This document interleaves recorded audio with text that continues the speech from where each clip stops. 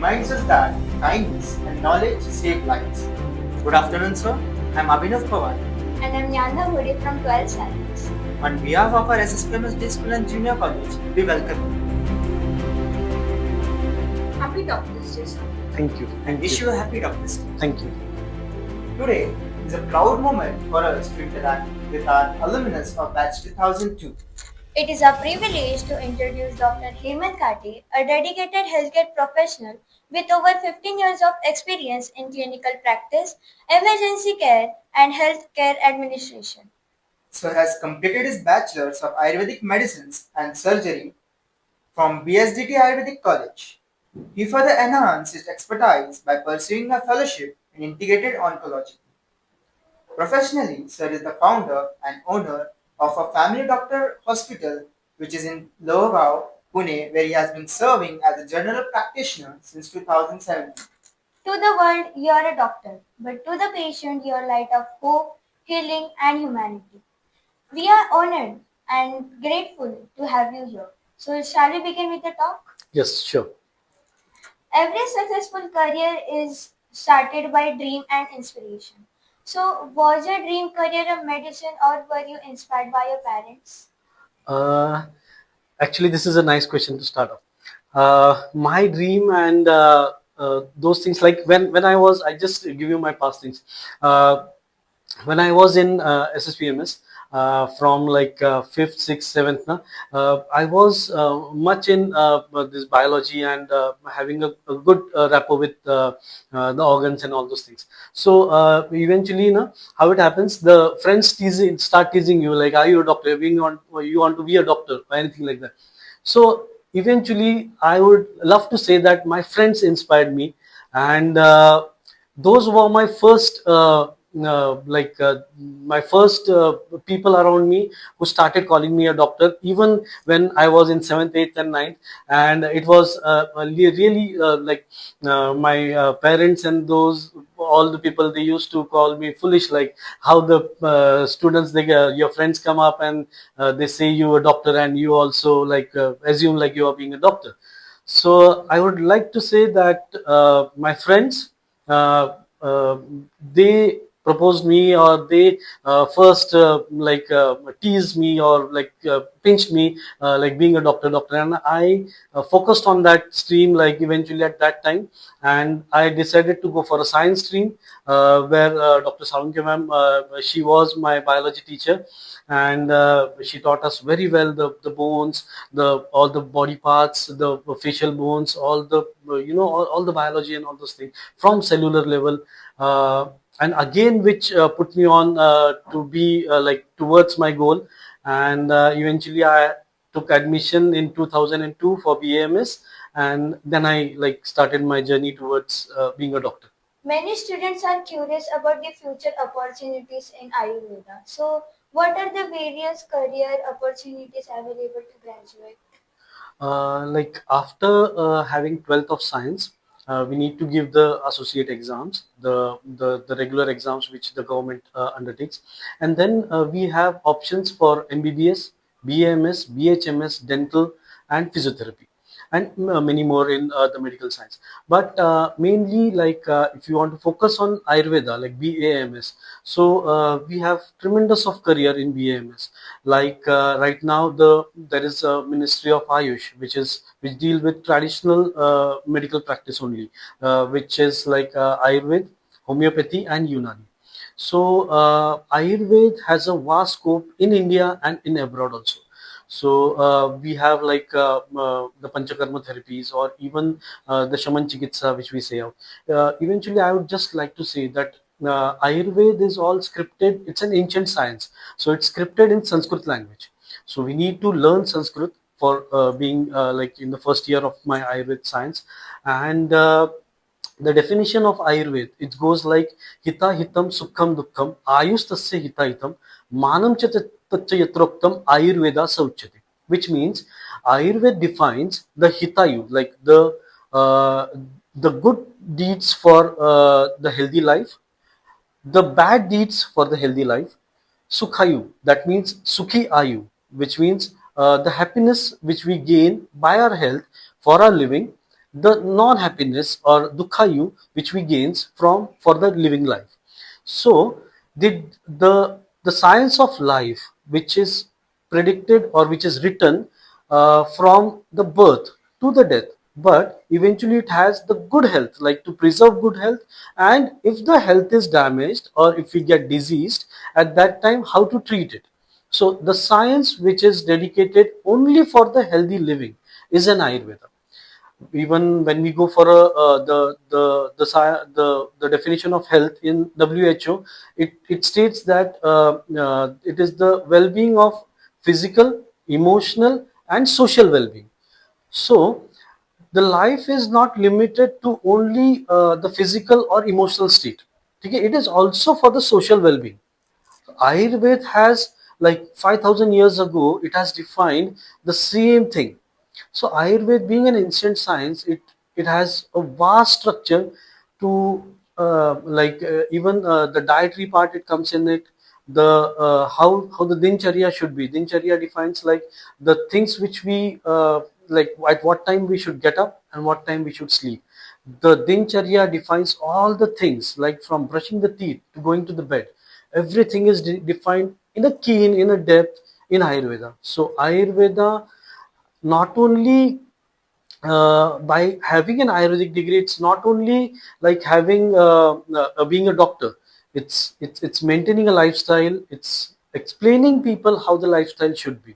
So, being an Ayurveda, you could be a best dietitian, a best you could say a personal doctor, a physical state you could maintain, the social well-beings you could maintain, and of course, you would be a good doctor also. We often hear about Ayush in healthcare. Sir, could you tell us exactly what Ayush is? Ayush, Ayush is actually a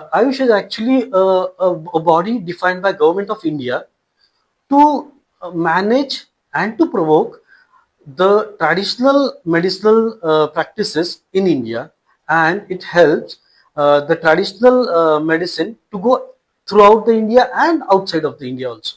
So Ayush, it is AYUSH, which means Ayurveda, Unani, homeopathy, yoga, and Siddha. So it is like Ayurveda, homeopathy, Siddha, yoga. These all traditional medicines are promoted by Government of India. So Government of India has a ministry in its parliament which promotes these medicine, these practices in India, throughout India and abroad. Panchakarma is one of the most recognized therapy in Ayurveda. So, what are the benefits of Panchakarma and how do you integrate Panchakarma therapy into long-term treatment plan? Panchakarma is a part of Ayurveda actually. So there are the treatment is defined as Shodhana and Shamana Chikitsa. Shaman Chikitsa means the medicinal treatment which we give to the patients, and Shodhana Chikitsa, it comes with Panchakarma. So Panchakarma is defined as a five karmas. Okay? So in these five karmas, we treat the many diseases according to that doshas and dhatus and malas. So what are doshas? Like dosha, there are three types of dosh which Ayurveda recognize. There are Vat, Pitta and Kapha. You might be heard about. So these doshas, when they get vitiated, at that time, with along with this therapy or with the help of these therapies, we just make this vitiated doshas to come in the normal or the prakrita avastha, which reduces the disease part and which gives them healthy life. So there are five karmas that are Vamana, Virechana, Raktamokshana, Nasya, and Shirobasti. So these are the five karmas. Before the five karmas, we eventually we give Snehana and Swedana. So Snehana and Swedana are called as Purva karma of that Panchakarma.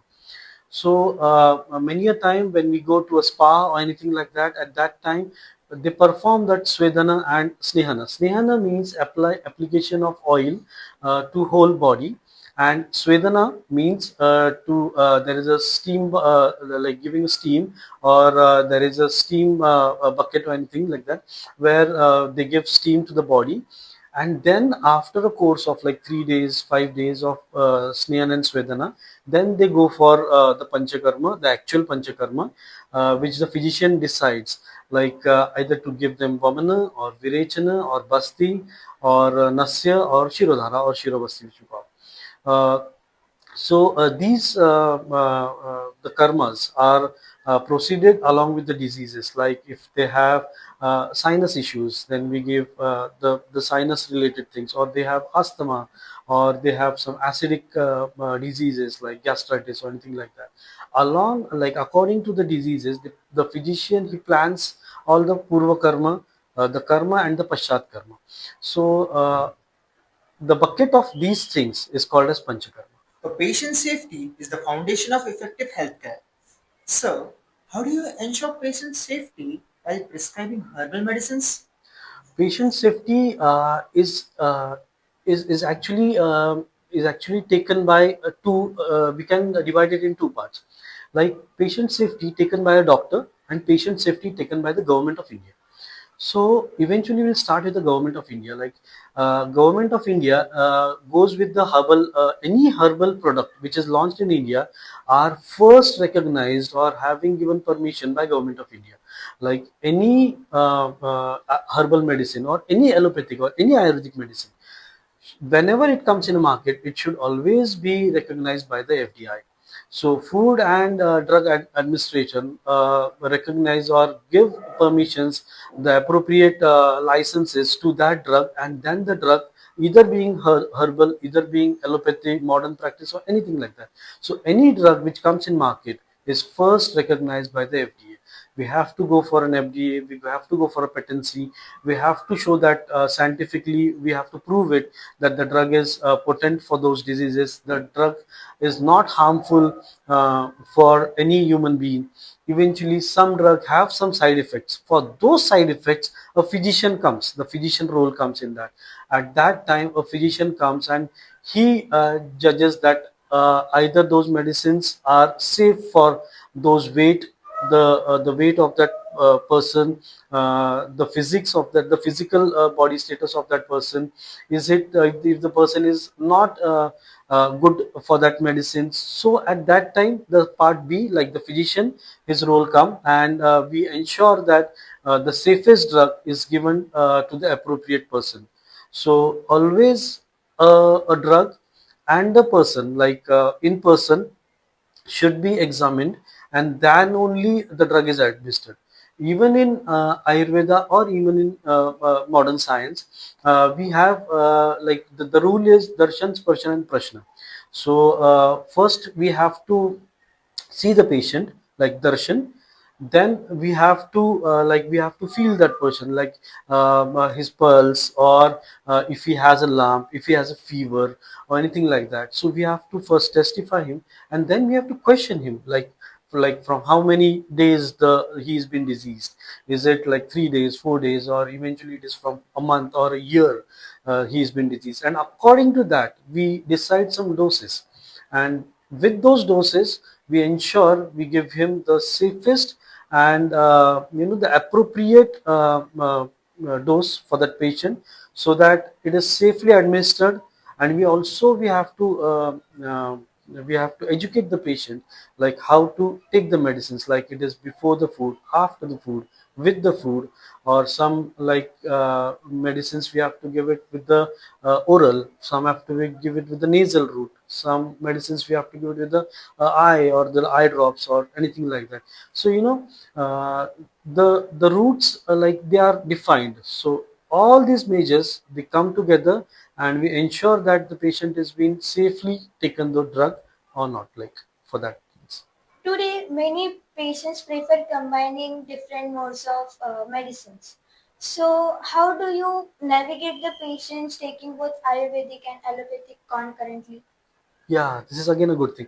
Many patients come up with sometimes they eventually they want Ayurvedic treatment or they want allopathic treatment, or they have taken allopathic treatment and now they want Ayurvedic treatment. Either or. But eventually we have to decide, like either this patient is really need for an allopathic treatment or an Ayurvedic treatment.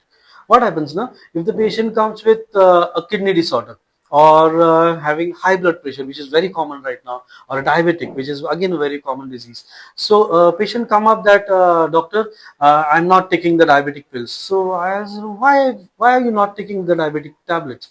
So he's like, those affect my kidneys, or I have heard that the allopathic medicines are not good for my health, anything like that.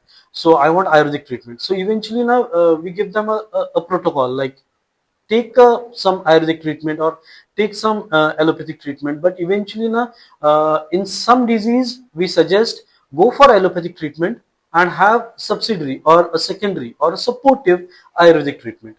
Or either in some disease like asthma, or sandivat, or arthritis, or rheumatic, or anything like that, these disease, we preferably tell patient that go for Ayurvedic treatment first, and then supportively go for allopathic treatment.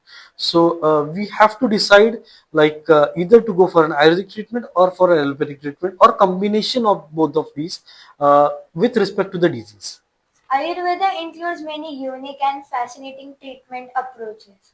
So, could you explain what gold medicine is in Ayurveda? What?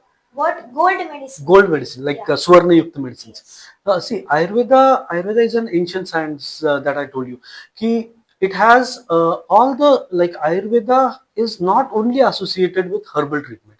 It has metals in its treatment. It has non-metals in its treatment. It has some, like liquid metals in its treatment.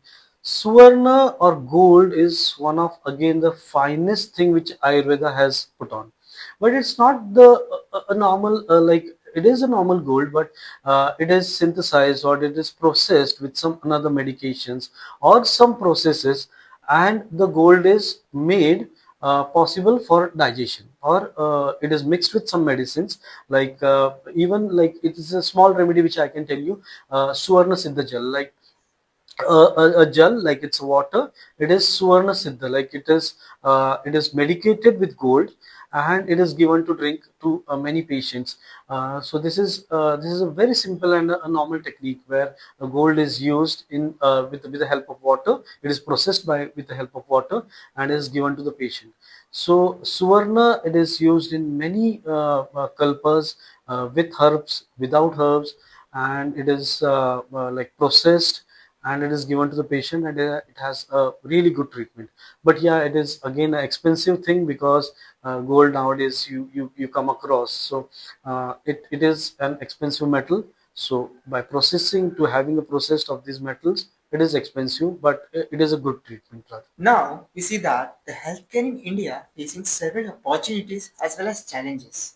So, what are the most common health concerns you have encountered, and what are the challenges India is facing at present? This is really a good question.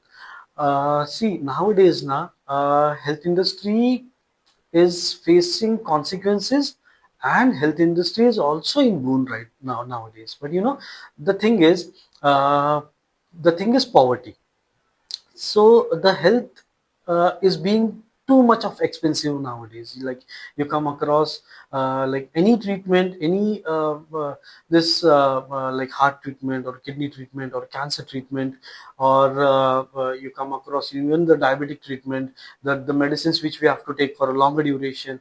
All these things are getting expensive nowadays, like, so politically, or geologically, or, like, but these treatments are being expensive, and these are the challenges which we are facing right now. uh, Even a heart surgery, even a kidney transplant, or even a cancer surgery, it goes in lakhs nowadays.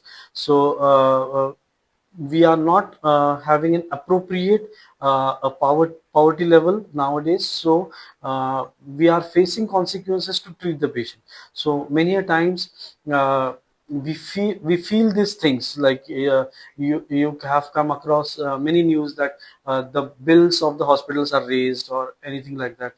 The government taxes and all those things, it makes the hospital for heavy charges, or heavy things, which are not really appreciated or acceptable by the common people. So this is really a big challenge nowadays.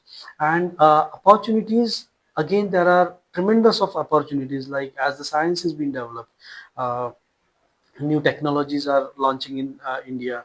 So new methods or new machineries are coming. Even the CT scan, the MRI scans have been developed and have been upgraded nowadays.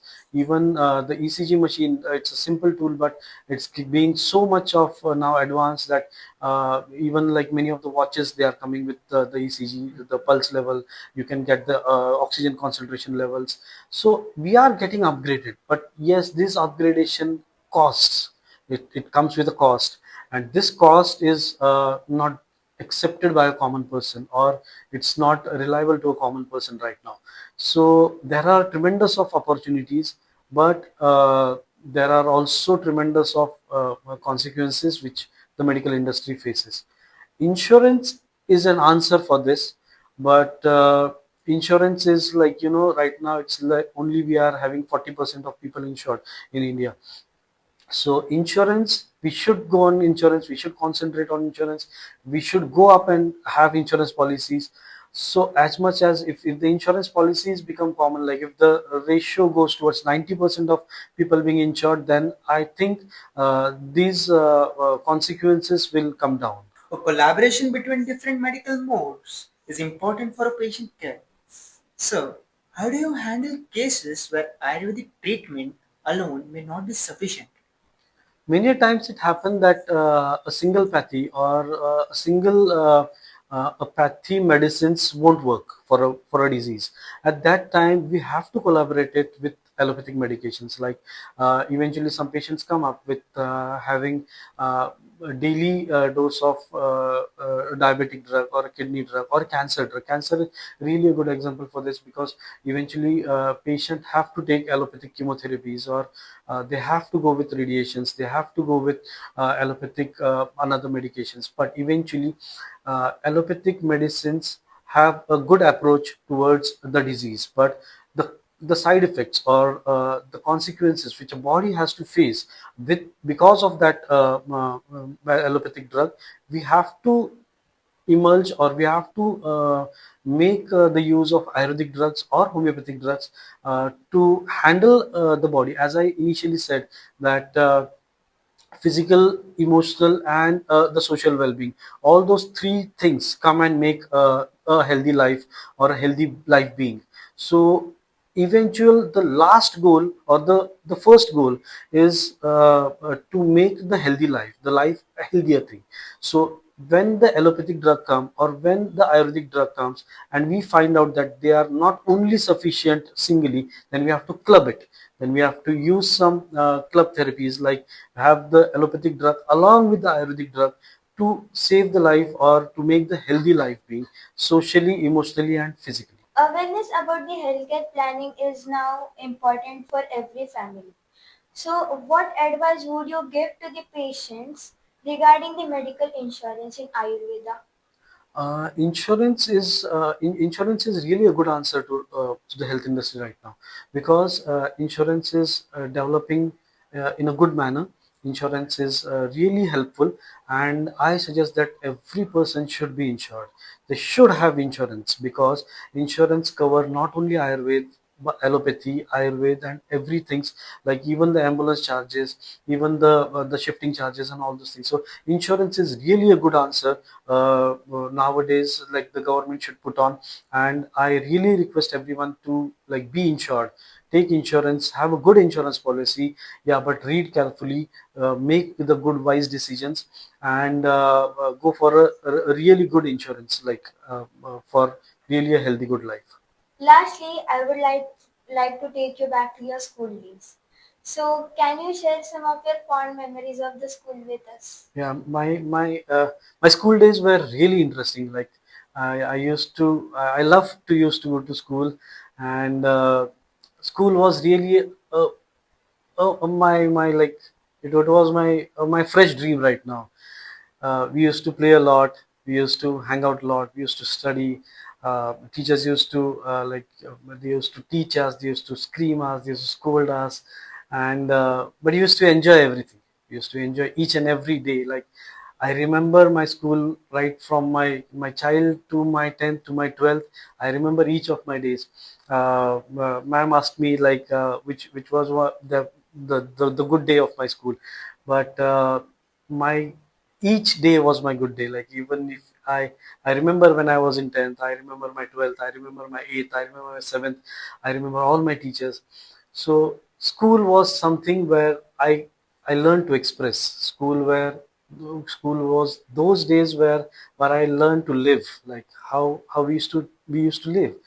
School is the first place where I met my friends, where I started having friendship, where I found the importance of friends. We used to play football, we used to play hockey, we used to play cricket, and we used to go in the canteen, the school, the benches, the teachers. They used to scream us, they used to scold us at each and every moment.